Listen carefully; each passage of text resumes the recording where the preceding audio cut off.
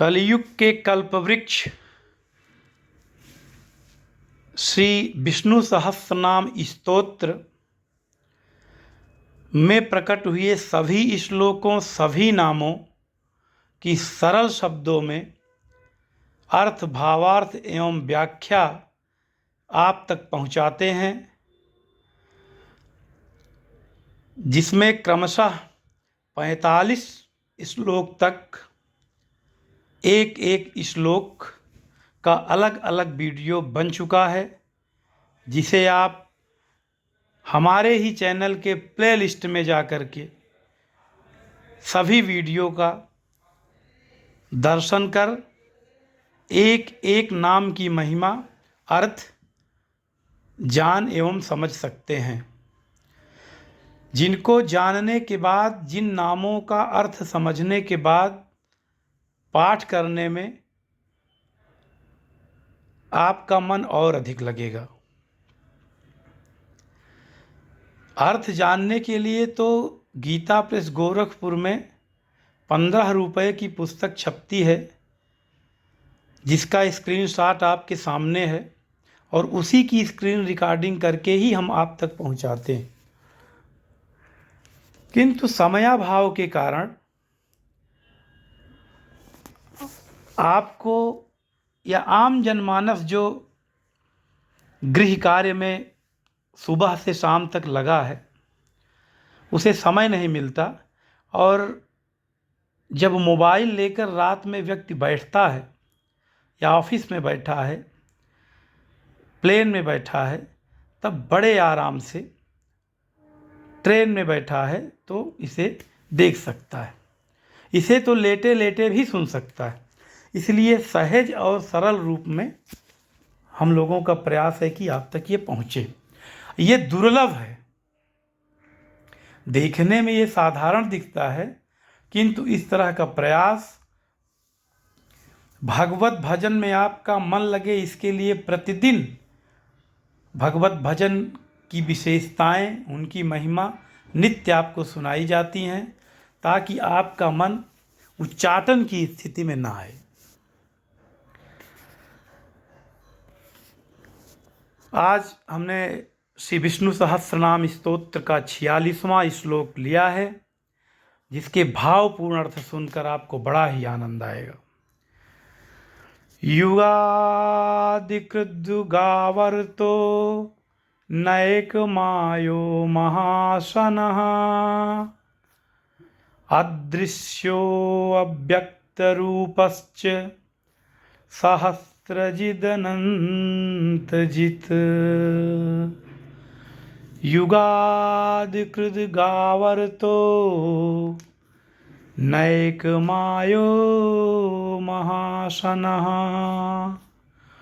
अदृश्यो अव्यक्तरूपश्च सहस्रजिदनन्तजित्। युगादिकृत,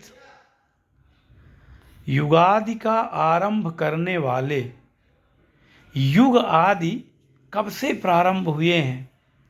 सत्ययुग, त्रेता युग, द्वापर युग, कलयुग। इसका प्रारंभ करने वाले स्वयं श्री भगवान हैं, इसलिए आपका नाम युगादिकृत है। युगावर्ता, चारों युगों को चक्र के समान घुमाने वाले। कितने महान शक्तिशाली सामर्थ्य भगवान की हम 1000 नाम से स्तुति करते हैं, उसका परिचय केवल युगावर्त नाम से लीजिए। लिखा है कि युगावर्त का अर्थ है चारों युगों को चक्र के समान घुमाने वाले। नैक माया, अनेकों मायाओं को धारण करने वाले। ऐसे मायापति भगवान का हम श्री विष्णु सहस्रनाम स्तोत्र से स्तुति करते हैं, जिनका नाम नैक माया है, अर्थात अनेकों मायाओं को धारण करने वाले। दिन भर हम मायावी लोगों से परिचित होते रहते हैं और उनकी माया के जाल में फंसकर कष्ट भी उठाते हैं। तो उन मायावियों की माया हमारे ऊपर प्रभावी न हो, इसके लिए हम भगवान की स्तुति करते हैं। नैक माया भगवान की स्तुति करते हैं, जो अनेक मायाओं को धारण करने वाले, महाशनः, कल्प के अंत में सबको ग्रसन करने वाले। कल्प के पश्चात जब नई सृष्टि की रचना होती है तो सबको ग्रसन करने वाले स्वयं श्री भगवान, जिनका नाम महाशनः है। अदृश्यः, समस्त ज्ञानेन्द्रियों के अविषय, अव्यक्त रूपः,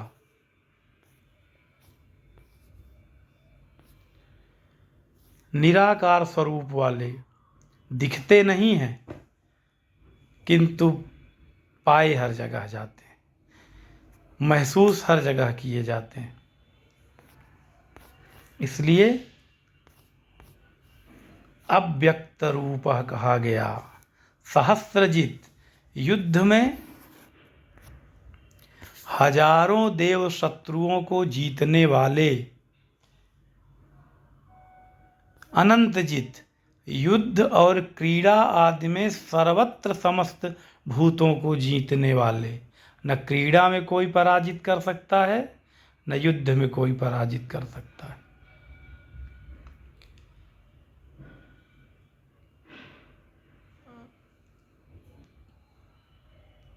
रामावतार में विश्वामित्र जी यज्ञ रक्षा के लिए लेकर आए, ताड़का से प्रारंभ किया,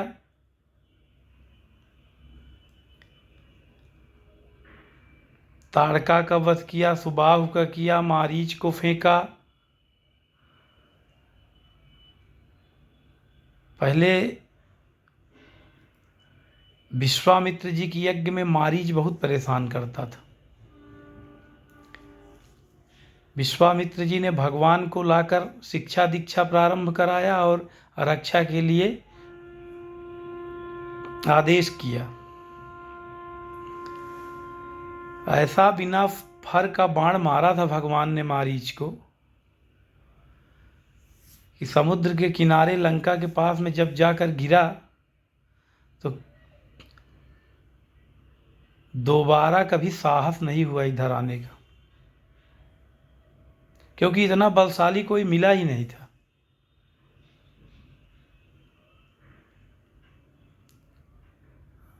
माता सीता के स्वयंवर में रावण रात में ही धनुष उठाने के लिए आ गया था, माता जी की सुंदरता से प्रभावित होकर।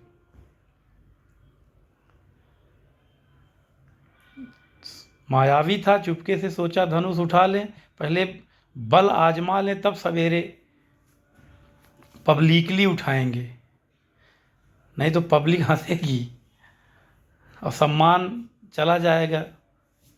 त्रैलोक के विजयी कहता था। धनुष उठाने का प्रयास किया, उंगली दब गई। सारी रात त्रिअंगुली निकालता रह गया।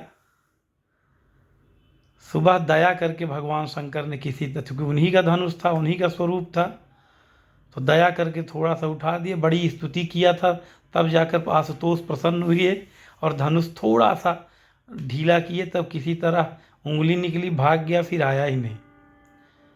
उस धनुष को हमारे प्रभु खेल खेल में तोड़ दिए। भगवान परशुराम पहचानते पहचानते बाद में पहचाने, धनुष उनकी ओर आगे किए, धनुष खींचता हुआ चला गया।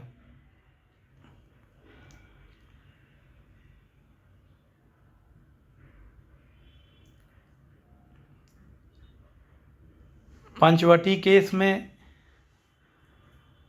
खरदूषण रावण के बराबर बलशाली थे। शूर्पणखा ने जाकर कहा, खरदूषण और रावण दोनों की कमजोरी सुंदर स्त्री थी, खरदूषण से जाकर शूर्पणखा ने कहा कि हमारा नाक कान उन्होंने इसलिए काट लिया कि उनके पास एक बहुत सुंदर राजकुमारी है जो केवल आपके योग्य है भैया। मैंने प्रयास किया कि उसका विवाह आपसे हो जाए, इस पर नाराज होकर उन्होंने नाक कान काट लिया।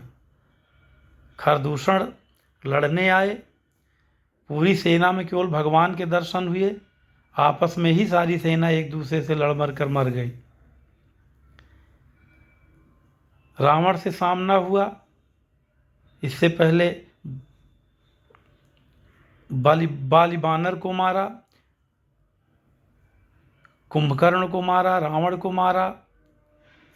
तो ऐसे प्रभु जो सामने आया